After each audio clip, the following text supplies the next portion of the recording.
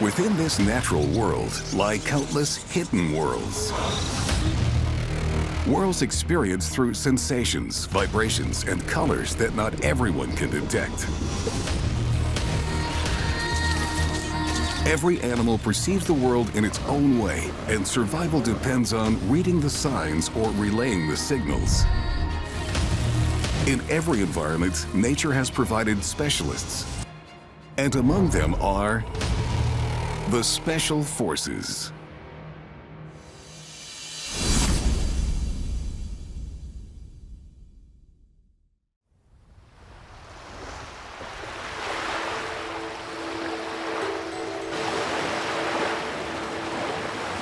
We begin our discovery of the amazing Special Forces by inspecting a sleek, limber, and well-equipped fleet.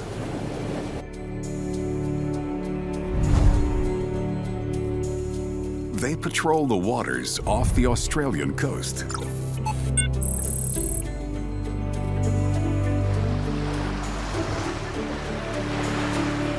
Bottlenose dolphins. These 4-meter-long submariners perform their maneuvers in relatively shallow waters, usually in pods of 5 to 20. Sometimes these mini fleets embark on hunting operations in river estuaries, but in these murky waters, it's difficult to see and get oriented. Which is why these specialists don't trust their eyes, but strongly rely on their hearing.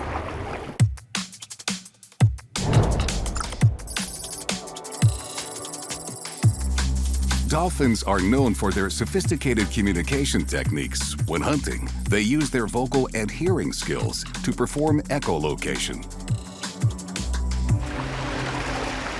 A dolphin does not have vocal cords. This communication specialist produces sounds by moving air through its nasal passages. Dolphins don't have a language, but they do have a wide vocabulary of whistles, trills, clicks, squeaks, and creaks. Each sound, pattern, and frequency carries a different meaning. Bottlenose dolphins can hear sounds almost as deep as we can, but in a high range they can hear much better than cats or dogs, well beyond our own ability.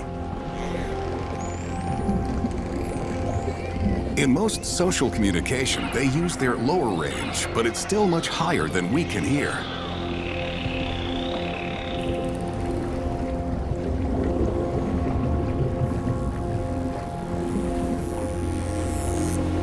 Each dolphin identifies itself with a signature whistle that lasts less than 1 second. That whistle is within our hearing range.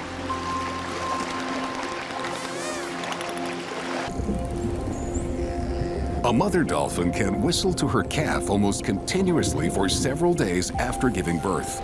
This acoustic imprinting helps the cadet learn to identify his commanding officer, his mother. In about a month, he'll develop his own ID call.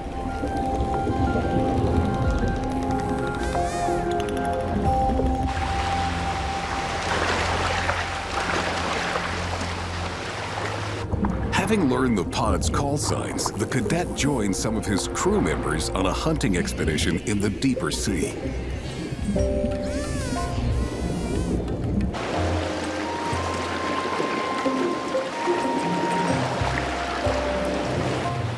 Communication helps the team coordinate their efforts to round up the maximum amount of fish with the least amount of effort.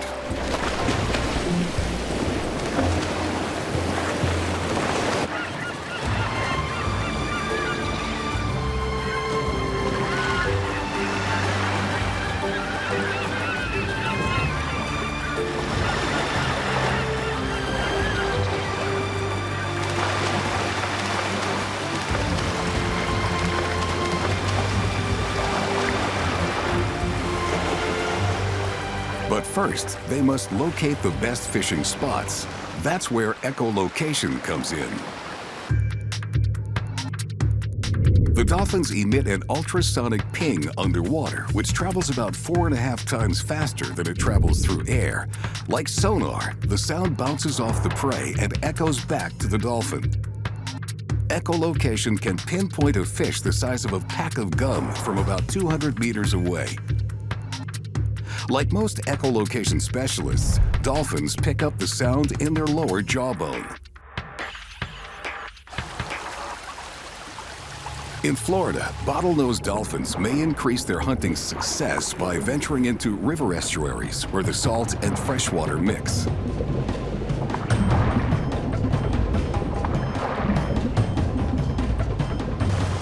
Like sailors in a fog, they couldn't navigate the murky water here without echolocation. Communication and teamwork win the day.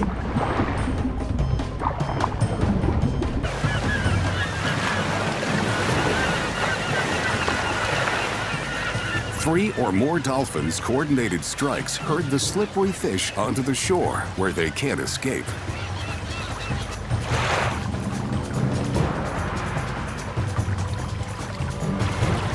Once they've captured the enemy in the mud, the special forces storm the beach, eat the fish, and get back to the water.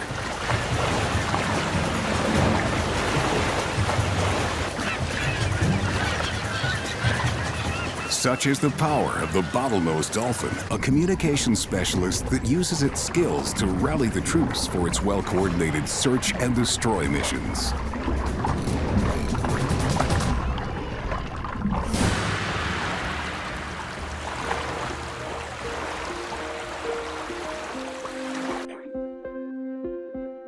From the formidable team players in the seas, we go to another social and highly coordinated specialist. But this one has mastered the sky.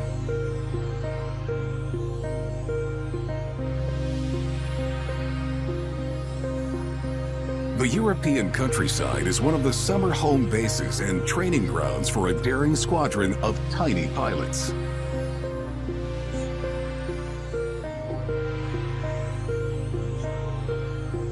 Patrolling the skies and returning to the airfield is a barn swallow. These avian airmen are specialists when it comes to establishing beachheads and new bases. Whole squadrons of these small pilots crisscross thousands of kilometers twice a year in their migration.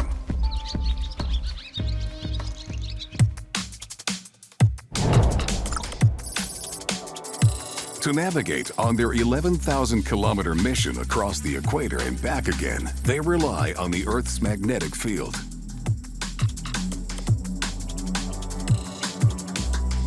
They make camp in Europe only during warm months when the insects are plentiful.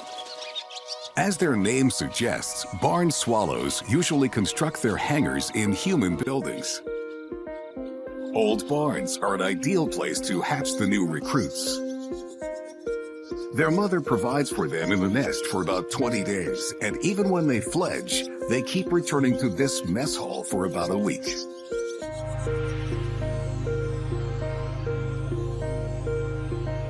Barn swallows return to the same nest area, sometimes for generations. Like a homing beacon, the magnetic fingerprint of their base is imprinted on them, so they know precisely where to go.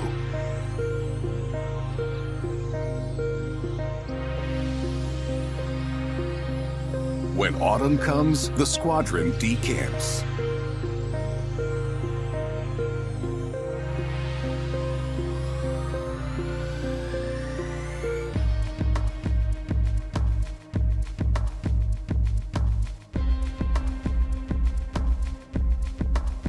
These European swallows usually migrate to southern Africa.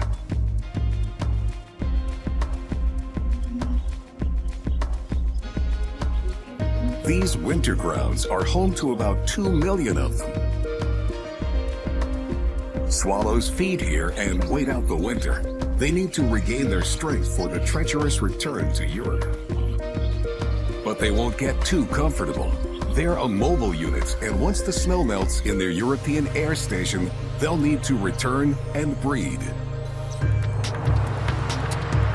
To navigate, barn swallows can observe the Earth's magnetic field lines. They probably see the lines as dark spots.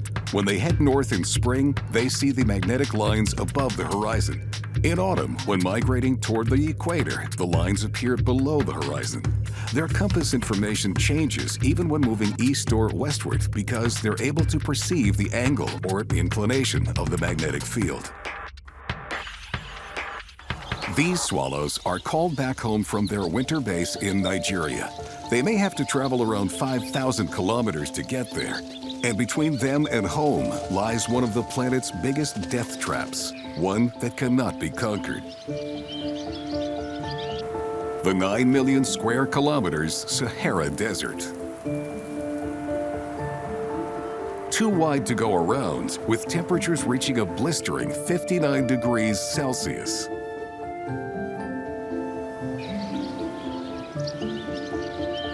These swallows have traveled 2,500 kilometers since they started their journey. They need to refuel to continue. Thanks to their built-in compass, they know just where to go.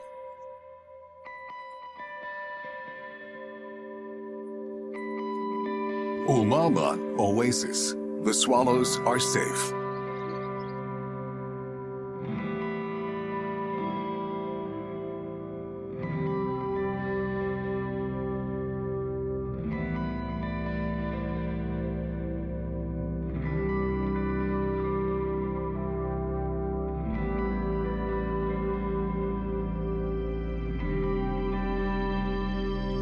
Now, the squadron will be able to continue using their specialist navigation system to safely return to their summer base.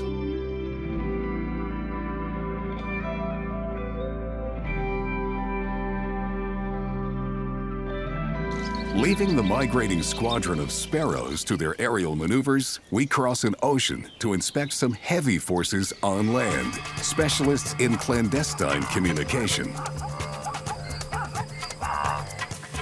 These special forces send messages with the highest level of encryption. One of Africa's most recognizable ambassadors lives only in certain parts of the continent, and more rarely in parts of Asia.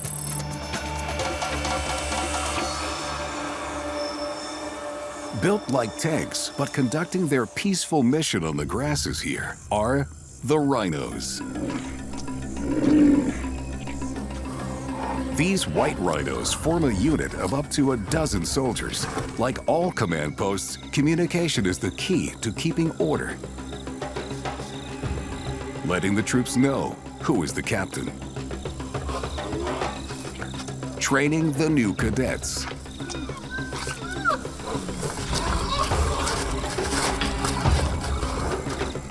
And moving up the chain of command.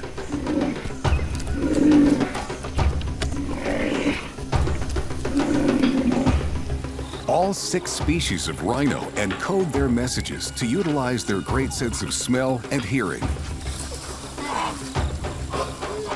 These specialists are among the few land animals that can transmit their classified reports in frequencies way below the threshold of human hearing, using infrasound.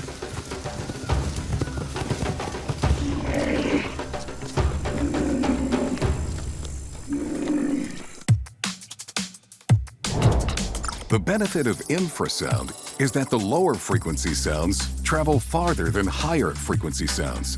The infrasound waves aren't as easily disrupted by hills and trees.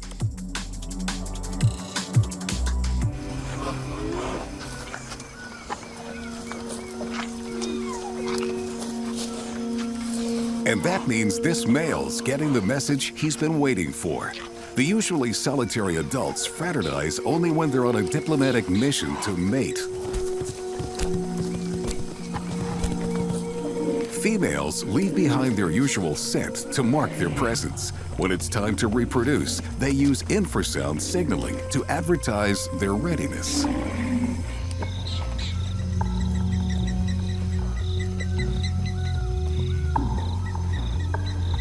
Rhinos have poor vision, so they show no outward visual signs that they're in heat. Once these special forces meet, the female will follow her chosen male, warning off other females by leaving scent marks. Then the pair follow the usual protocol to conduct their liaison.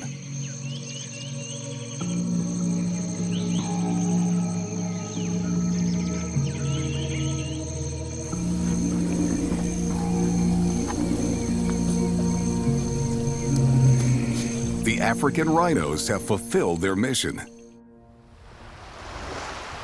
But the true masters of infrasonic communication are their special forces counterparts stationed in the dense jungles of Asia.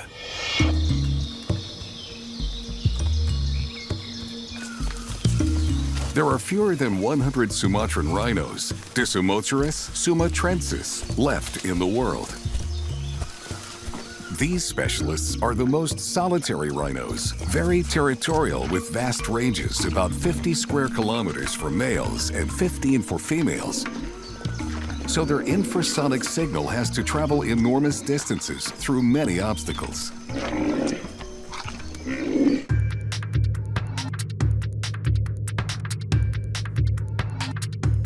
Sumatran rhinos can produce 90 decibel whistles, about as loud as a nearby train whistle.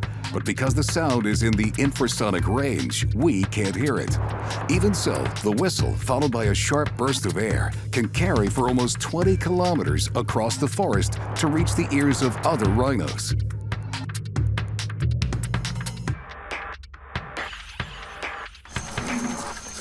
These two have found each other. The specialized infrasonic signaling has worked. Now they debrief each other, agree to the terms of their treaty, and complete their crucial mission.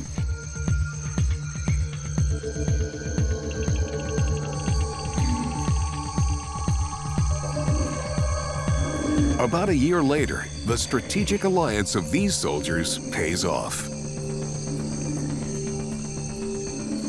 In the night, the mother gives birth to her calf. It's a momentous occasion. Sumatran rhinos have a single baby only every 2 to 5 years.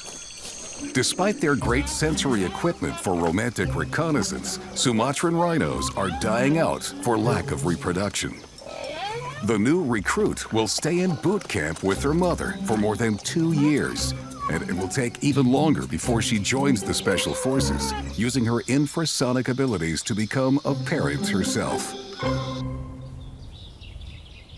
Sumatran rhinos are peaceful herbivores, specialists in long-range communication to locate each other over great distances. Our next specialists are more interested in finding prey, and their method is both very sophisticated and extremely ancient. In the waters near the African coast, along the sandy bottom, lives a Special Forces tracker skilled in locking onto his target.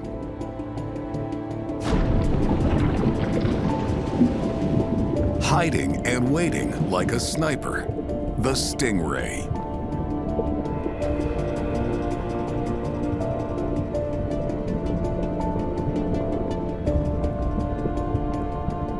With eyes on the top of her head and no way to see below, how does she hunt?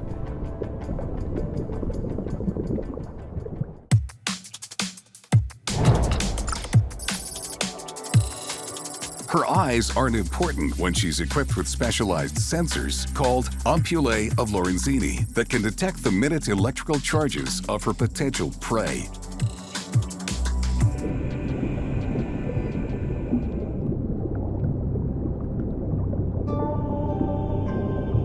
She shares this skill with her relative, the shark. They've developed this specialized sensory apparatus about 15 million years ago.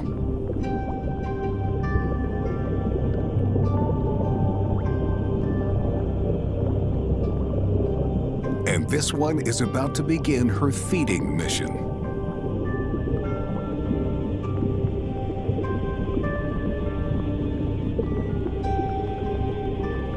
These small squids would make a perfect meal. But the ray is into something else, something easier to catch. Their eggs.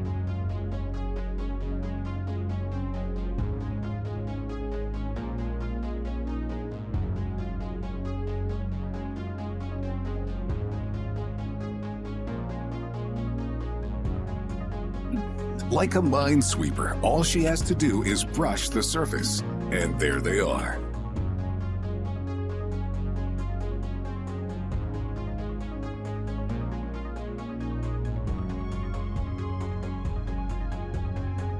She zeroes in on the tiny electrical impulses they, like all living things, emit.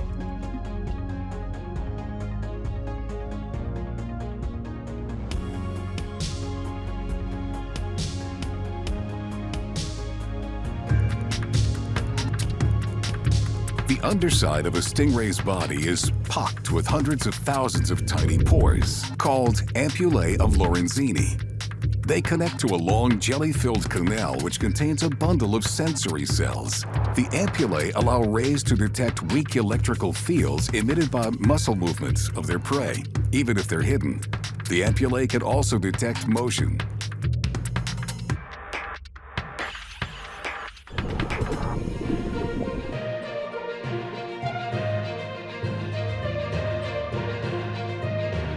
The ray doesn't care if it stirs up the sand because it doesn't use its eyes to hunt.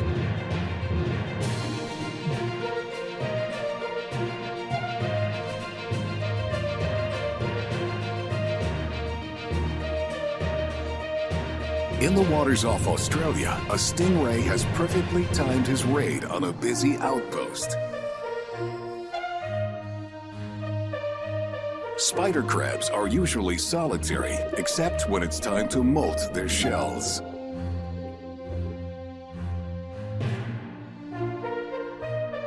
Vulnerable, they gather in huge numbers, which makes them an easy target.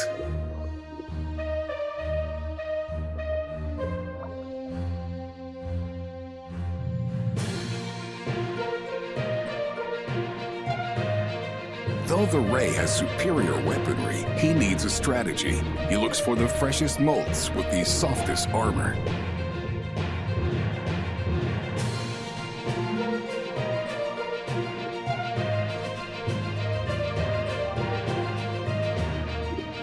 For this specialist, guided by electricity, that's no problem.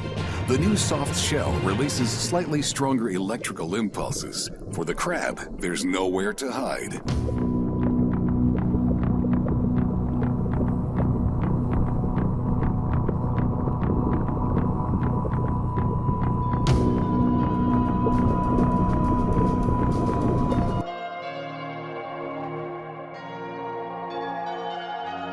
Sweeps the bottom until its receptors lock on for his search and destroy mission.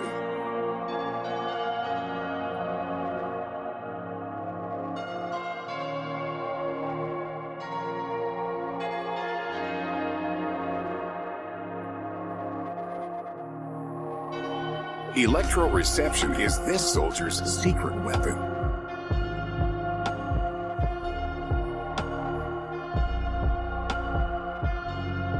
Electroreception works great for Marines like the stingray, where the water is conductive. But special forces living in one of the driest climates on Earth need to develop different survival tactics.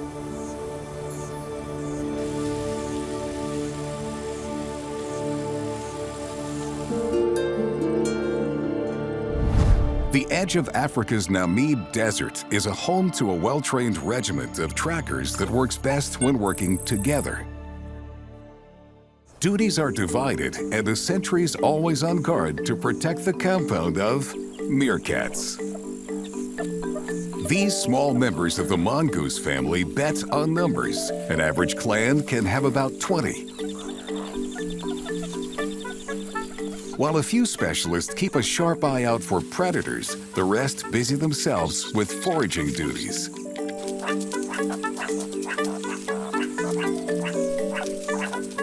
Like an air raid siren, a sharp shrill can warn all personnel to take cover and disappear within their complex burrow system.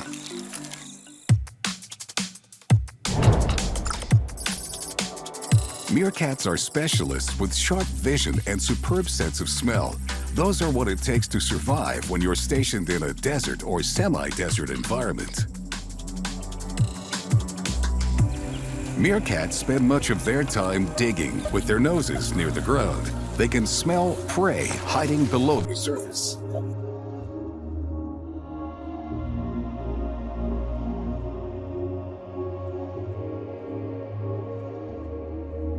Their sensitive olfactory equipment can even discern between favorites, familiar foods, and ones they're not familiar with.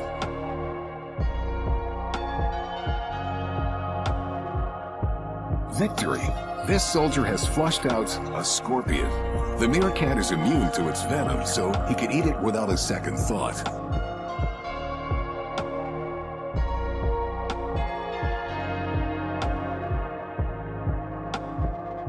A meerkat clan's territory could span 10 square kilometers, and the troops guard it fiercely against enemy forces, including other meerkats.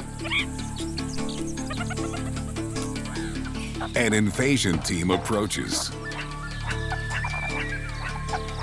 The meerkats rely on their sense of smell to tell allies from enemies. Once they identify their adversaries, the clan works together to drive them out. Friends and foe alike may be silent or well camouflaged, but they can never hide their scent, which is why the meerkat special forces rely on their noses. This cobra might think she's secretly infiltrated the meerkat's defenses. Not on his watch. He sounds the alert. The military patrol instantly surrounds the invader, ruining the element of surprise she depends on. She aborts her mission.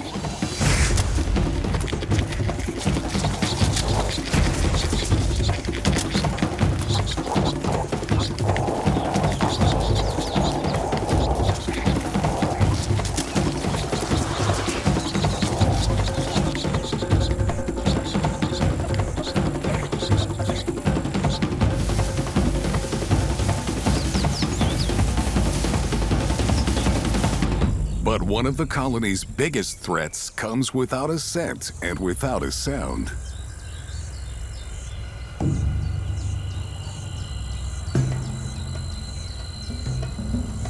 So these specialists rely on their sharp vision as an early warning defense against threats from land or air.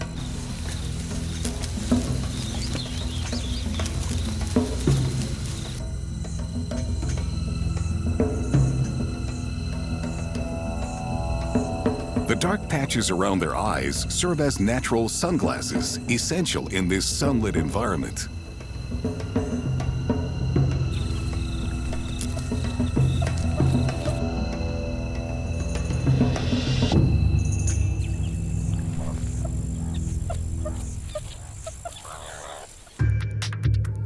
A meerkat sentry can spot danger or prey from as far as 1 kilometer.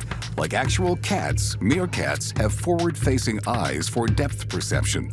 Horizontal pupils also improve their depth perception and their horizontal field of view. Their large eyes and eye sockets take up more than 20% of their skull length. This specialized vision gives the foraging troops enough time to retreat in case of attack.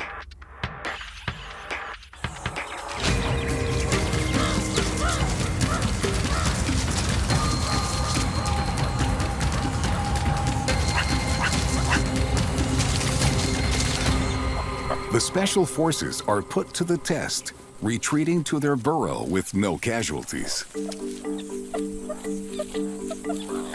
Staying small and limber and working as a highly trained unit enables these specialists to prevail over their predators. Which is why the meerkats thrive as one of the Namib Desert's special forces.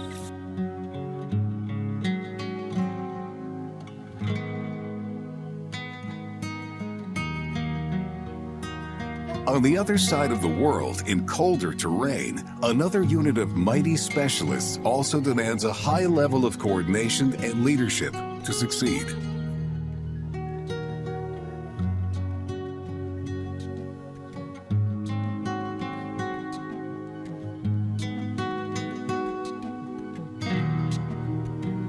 In the woods of North America live iconic predators, able to take down targets way bigger than themselves.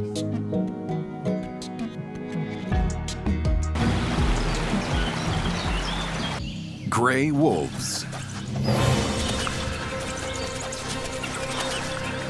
These survival specialists live in packs.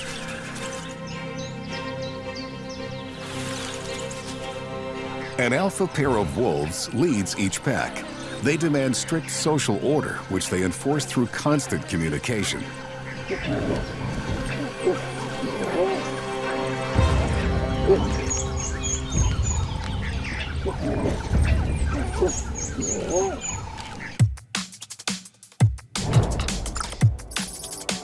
The pack maintains discipline by barking, growling, and howling, which reduce the need for open conflict. Vocal communication also works at a distance.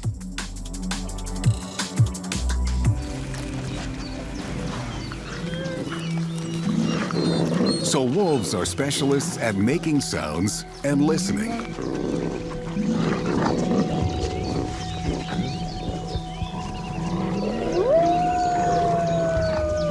They call any time of day, but they're most active and vocal in the evening.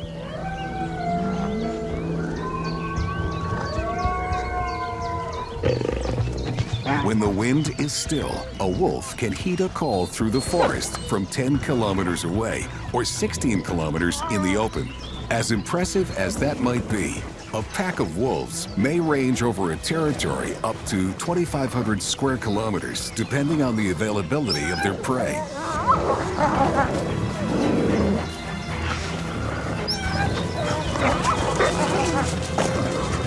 And what hearing and body language can't do, scent can. Wolves mark their territory with scats and urine to make a lasting impression on the area for anyone coming later. The scent lingers long after the howling fades. They can discern allies from enemies by the scent of the urine. This battle diary lets them know if the other wolves passed through this territory, if they were male or female, and how recently they visited. A wolf marks its territory with his scent print around every 100 meters. Specialized glands around the anus and near the base of its tail produce his signature scent. A wolf's specialized sense of smell is 100,000 times more sensitive than ours. They exhale through side slits in their nostrils, so the incoming scent doesn't get diluted. Their olfactory bulb, which recognizes smells, is 3 times larger than in humans.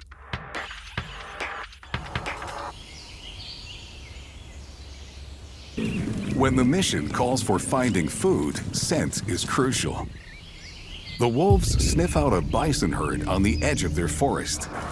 They can detect their prey from almost 3 kilometers. Now they must target a single calf.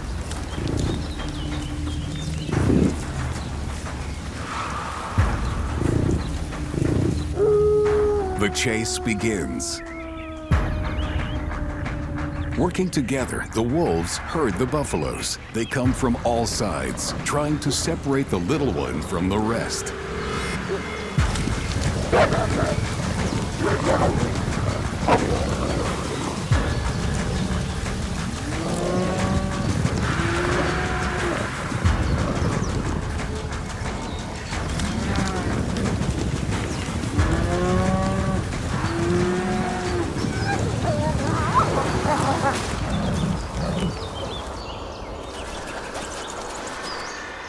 With their specialized sense of smell, some wolves don't need to see their prey. They can track it by scent until the very end.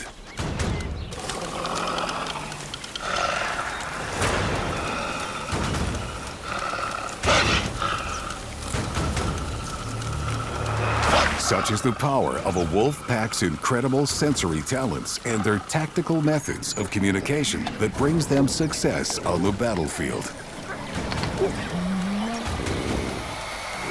Wolves succeed because of their pack mentality. The group is always stronger than the individual.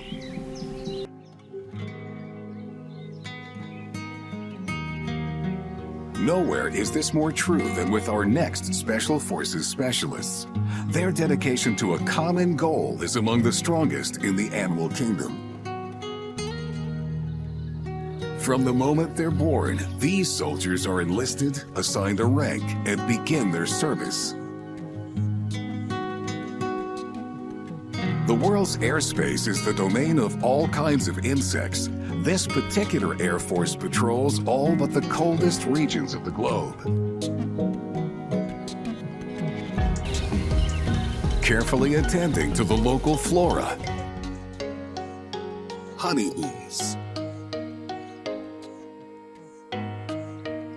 Honeybees embody the idea of hive intelligence. The hive operates like a single living organism. To make it work, everyone's a specialist with a specific job to perform. A hive could have 30,000 or more crew members. Sterile female workers collect pollen to feed the colony. Male drones stay near the hive to protect it and build a new honeycomb. It's a tightly run operation, as disciplined as any military unit. What goes on behind the scenes to keep the hive humming?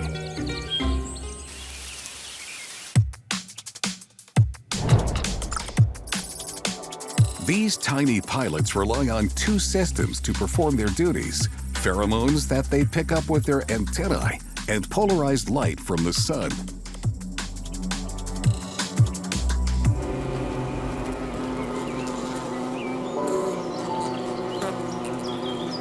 The pheromones are like orders that come directly from the general, in this case, the hive's only queen. She alone lays the eggs, up to 2,000 a day. The queen's most important pheromones reassure the hive that she's okay, so they won't produce another queen. Other pheromones prevent the workers from laying eggs of their own. Her pheromones keep her in charge. They also keep the hive running smoothly, so everyone knows his or her specialized role in the feeding and protection of the colony. Among these specialists live super specialists. Heater bees flap their wing muscles to raise the temperature in the hive. Not only do they keep the hive warm, but by controlling the temperature of the eggs, they can determine which of the workers will become foragers and which will become housekeepers. They keep crucial hive operations in balance. Every bee performs its duty perfectly because it's the job he or she was born to do. Every day, foraging worker bees fly reconnaissance missions to collect nectar and pollen. They may travel as far as 15 kilometers from the hive. Working on the front lines, they're lucky to live a month.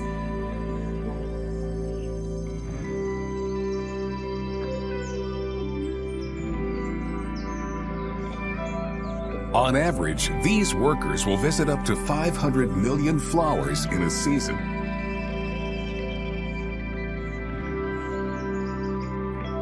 They navigate by reading polarized light on sunny days, and on cloudy days, ultraviolet light. But what is even more amazing is the way they convey their military intelligence to the other troops when they return to the hive.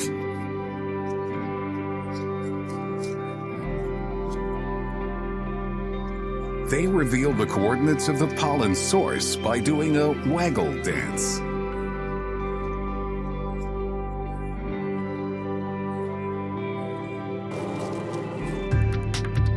The waggle tells the squadron the distance to the food source. The longer the waggle, the further the source. Then there's angle. It shows where the target is in relation to the sun, even when the sun moves as the day progresses. The bee's internal clock tells her the correct position. By this amazingly accurate technique, she can guide the others to food sources up to 6 kilometers away, ensuring the hive won't go hungry.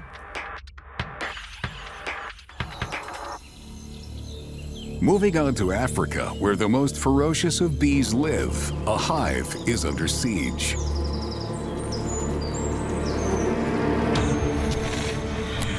Elephants will tear down trees to eat the tender leaves, but this tree has a beehive. The entire colony could be wiped out. The soldiers go to DEFCON 2. Pheromones spread the alert. Everyone reports to battle stations. Every time they sting the elephant, they leave traces of pheromone that attracts more bees to the spot. That's a lot of painful stings, especially to the soft skin.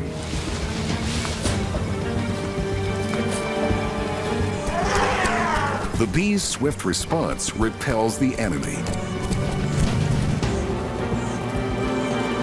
A great victory for the small bees, using the power of scent to protect their nation. Bees use their specialist powers to build and expand, but they keep to themselves. Others use the same powers to stage huge invasions, cutting a swath of destruction in their path. The arrival of seasonal rains brings a shot of life across the landscape after a prolonged drought. This new green world can also awaken a ravenous sleeper cell. In African, American, and Australian arid zones, when conditions are right, a demolition team starts to gather, seemingly out of nowhere. They begin their long, hungry march across the grassland. They look strangely familiar. You've seen them or their relatives around, but hopefully never like this. Invading in force, here come the locusts. Swarms of desert locusts can span several hundred square kilometers. At about 50 million locusts per square kilometer, we're talking an invasion of tens of thousands of millions of voracious infantry.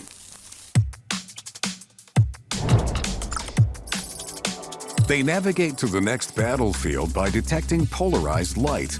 As they grow into adults, they molt, and each time they do, their sensory equipment and appetites improve.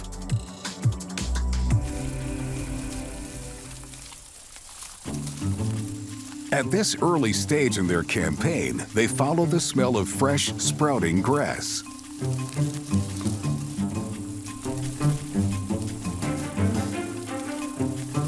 It's been said that an army marches on its stomach. That's true for locusts.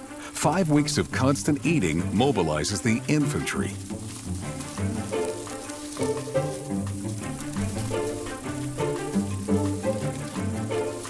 Each soldier munches the equivalent of its body weight every day.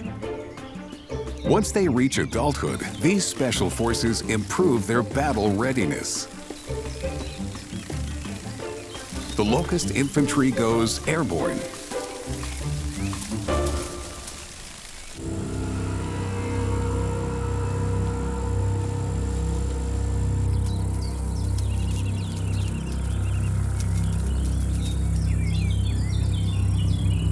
As winged adults, they aren't stopped by obstacles, so they can increase their destructive power. These adults release pheromones, signaling others in their swarm to join them in their search for new, fresh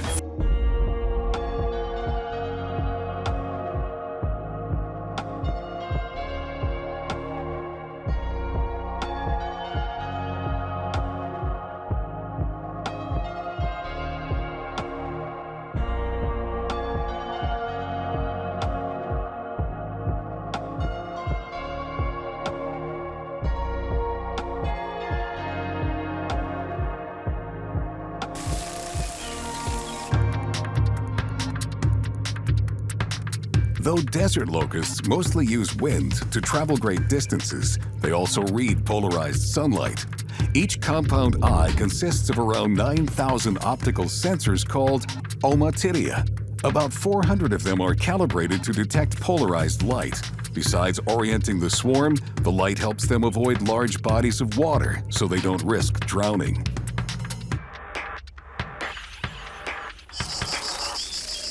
By following the wind, they always head to areas with low pressure, which means rain and fresh vegetation.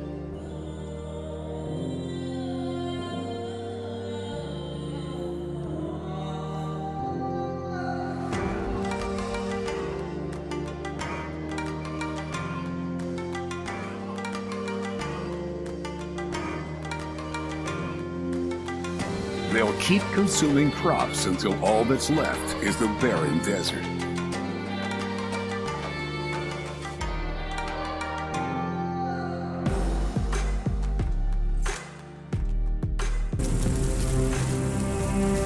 At the end of the season, they'll die, but a new generation will arise from eggs they've laid. The conditions in which they hatch will determine whether they live solitary lives or will once again assemble an army.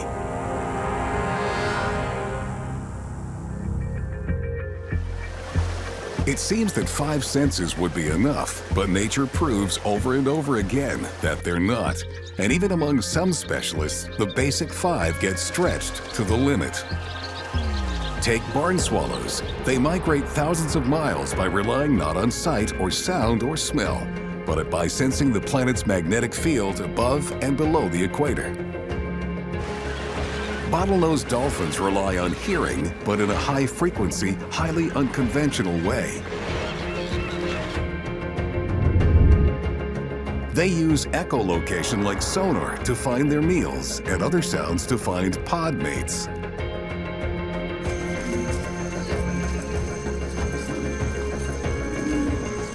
Rhinos also use sound, but where dolphins hear high notes, rhinos are specialists at transmitting low infrasound, like a secret message to a friendly agent.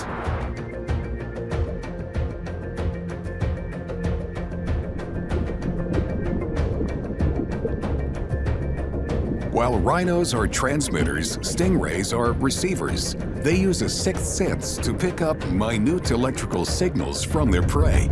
When the water's a conductor, resistance is futile.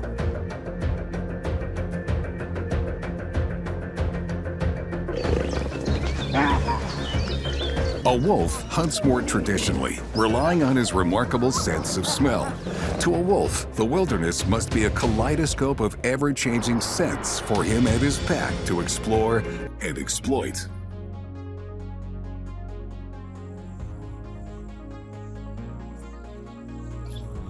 Like wolves, meerkats use sight and scent, but mainly to avoid predators. And similar to wolves, they rely on teamwork.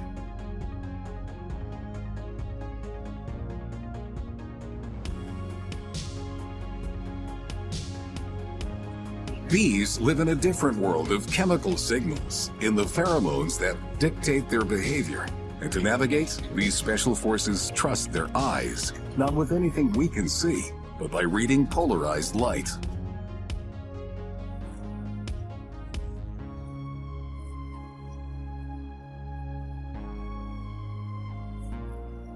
It's a specialized skill bees share with locusts. When these field workers unite and revolt, cutting a swath across the land, polarized light steers them clear of wide water.